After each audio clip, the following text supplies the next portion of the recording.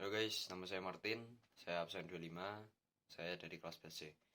Jadi, saya akan menjelaskan alur mengenai hipotalamus bekerja sama dengan ginjal yang akhirnya nanti akan menghasilkan urin. Nah, nanti pada videoku akan memberikan skema mengenai fase dehidrasi dan fase overhidrasi. Nanti akan memberikan gambaran-gambaran yang ada di dalamnya. Jadi, sebelum itu, saya akan menjelaskan dulu apa itu hipotalamus. Jadi, hipotalamus ini adalah sebuah sinyal dan itu berada di kelenjar hipofisis pada tubuh kita, tepatnya pada otak kita. Dia akan memberikan sinyal ke hormon ADH. Nah, nanti dia akan memproduksi hormon ADH tergantung pada fase-fase pada tubuh kita. Kalau fase pada tubuh kita dehidrasi, maka dia akan meninggikan jumlah ADH-nya. Jadi jumlah ADH-nya akan semakin banyak, sehingga nanti tingkat reabsorpsinya akan semakin tinggi. Nah, kalau pada fase overhidrasi, kelebihan air, dia akan pada hipotalamus ini akan menurunkan jumlah produksi pada ADH, sehingga tingkat ADH pada tubuh itu akan rendah dan tetap nanti tubuh kita ya nggak akan kelebihan banyak air karena ADH-nya nggak banyak nyerap air kan. Jadi ya nanti airnya akan tetap turun dan akan tetap keluar sebagai urin. Nah, itu mungkin penjelasan mengenai apa itu hipotalamus. Nah, kalau ADH itu apa? ADH itu ya tadi dia itu untuk mengatur volume air pada tubuh kita. Jadi ya kayak tadi itu tergantung pada dehidrasi apa overhidrasi. Jadi akan dia mengatur volume air kita pada tubuh. Jadi gitu guys. Oke, langsung aja nonton.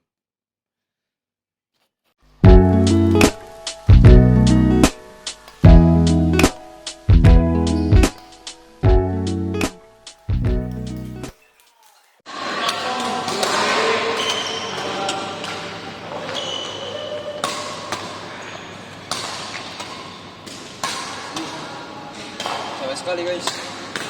Sepertinya aku kekurangan air. Aku rasa dehidrasi.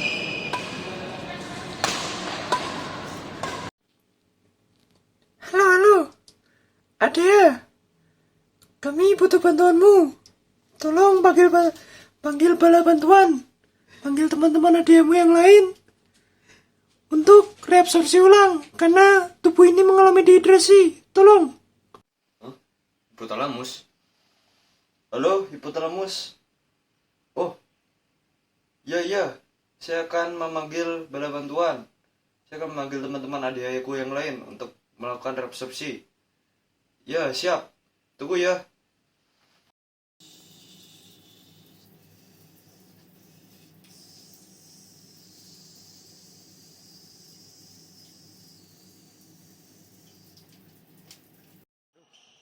Terus banget nih guys. Kayaknya gue butuh air deh. Cus, beli air cuy. Sudah beli air nih guys. Mari saatnya minum supaya tidak dehidrasi. Sebut pipis nih.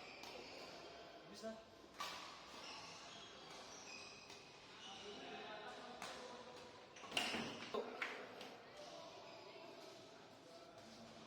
Kok airnya keruh ya?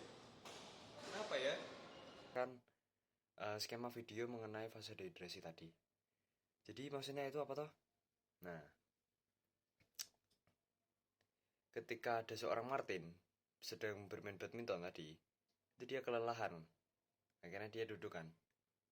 Nah, ketika dia duduk, dia merasa tubuh itu perlu banyak air.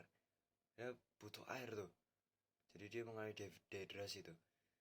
Jadi dia setelah itu beli air di sebuah warung. Setelah dibeli, dia akhirnya minum. Nah, setelah minum itu dia kebelet tuh ke belakang. Akhirnya dia ke toilet. Nah, setelah dia keluar dari toilet, dia bilang kalau, loh, kok airnya bisa pekat ya? Itu kenapa ya? Nah, jadi saya akan menjelaskan itu. Jadi kenapa?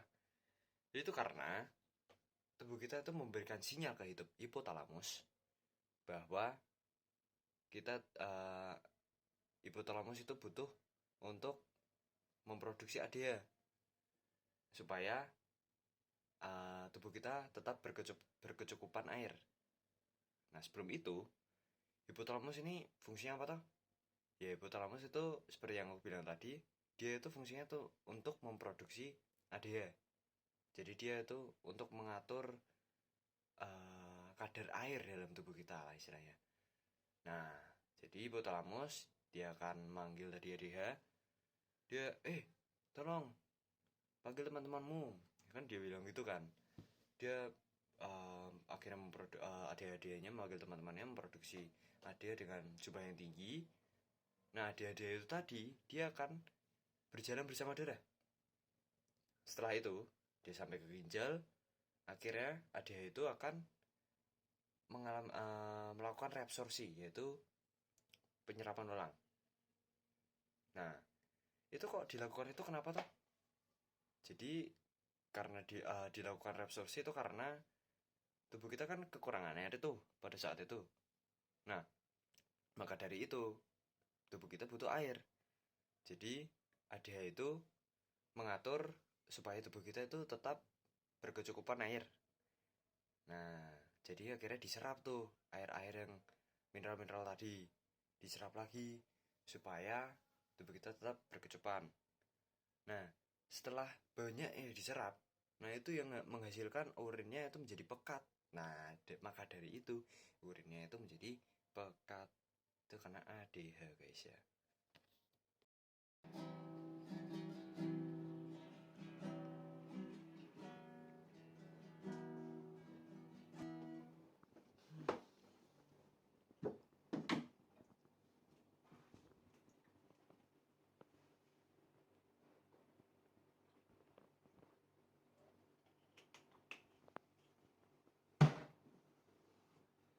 Kok gue pipis ya? Udah dulu lah.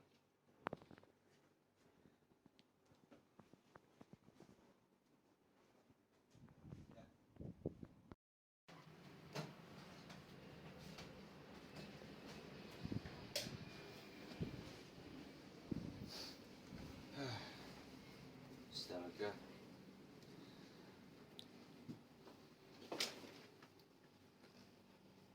Kok capek ya? Tidur aja deh. Lanjut besok.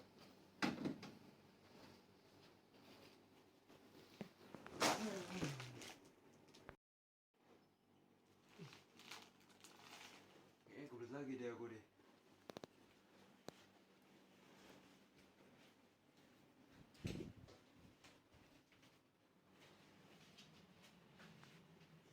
Ya.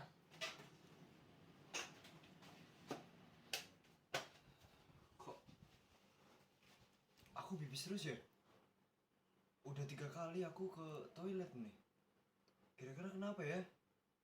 Nah, jadi itu tadi guys, itu adalah fase overhidrasi, di mana tubuh kita terlalu berlebihan kadar air pada tubuh kita.